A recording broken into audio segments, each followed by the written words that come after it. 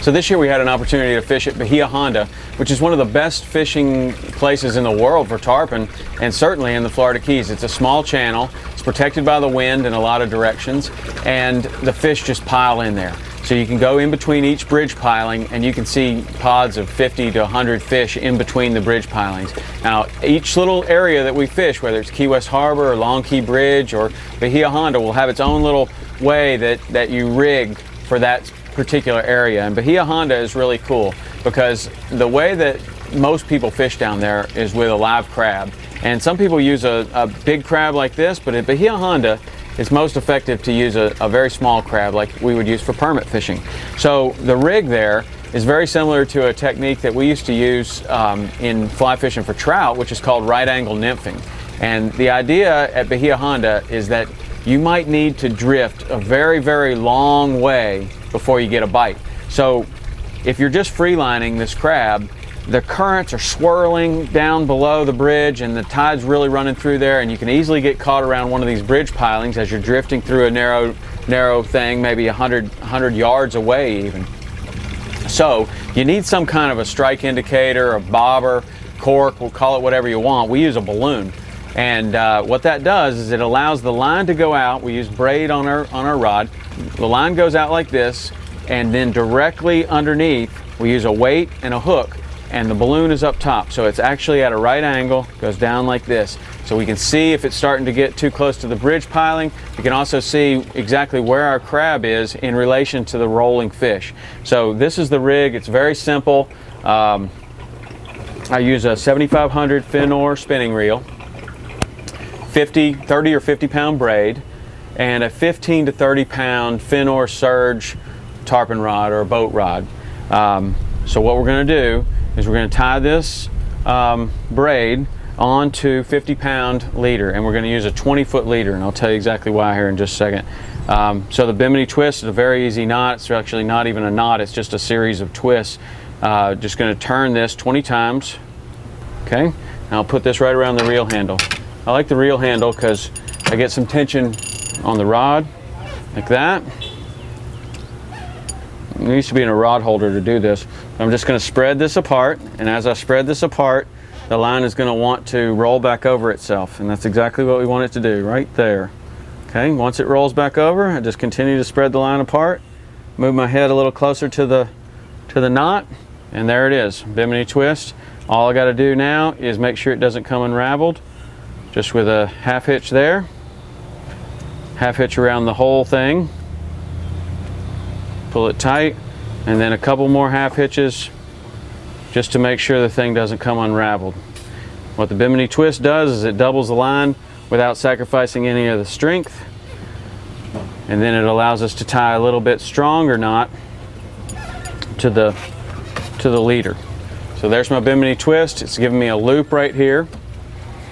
And then I'm going to take my 50 pound leader and I'm going to tie a double uni knot using this doubled line. So I'll just take this, roll it around in a circle like that, and I'm going to go 4 times around both the braid and the fluorocarbon. Okay, so I did that 4 times. I'm going to pull that down like that. You can use your fingers or the pliers. If you got strong hands, you can pull that tight. Sometimes you need pliers. Just roll this around in a circle. Then 1, 2, 3, 4. Same deal there.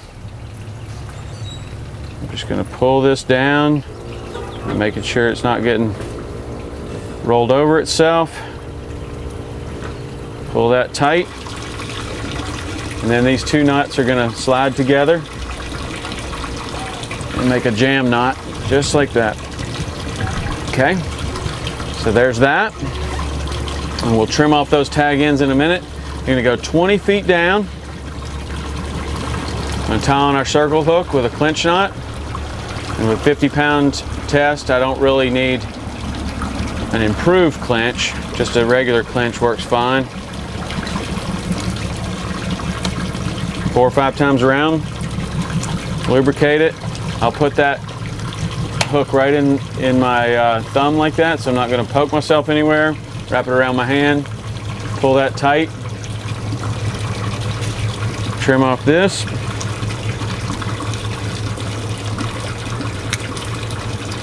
While I got my pliers in my hand, I'll go ahead and trim this other one. Use the braid scissors for this deal.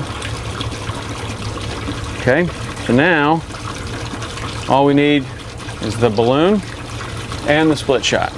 So I'm going to use a split shot. This is a size 3, and I'm going to put it about 1.5 feet above the hook. And then I'm going to take another split shot and I'm going to put it in my pocket. And as the tide starts to pick up, I may put 2 split shots on here. If the tide starts to slow down a little bit, I may go back to 1. I'll just keep that in my pocket. So to finish this off, all we need is a balloon.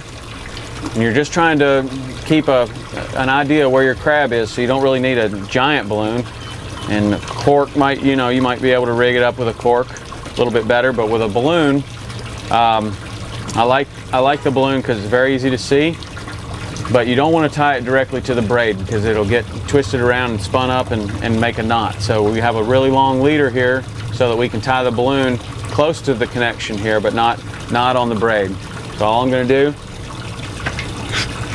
make just a small balloon. I'm going to tie this right around the 50-pound fluorocarbon. Okay, just like that.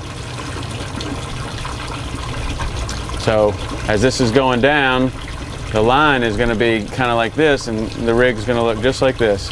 So the line going back to the boat is going to be along the water, and then this is going to hang down at a 90-degree angle. And when the tarpon bites it, it's just going to come, and it's either going to stop or it's going to get pulled under one way or another. And that's when you just start reeling like crazy. Hopefully come tight. So that's the Bahia Honda tarpon rig.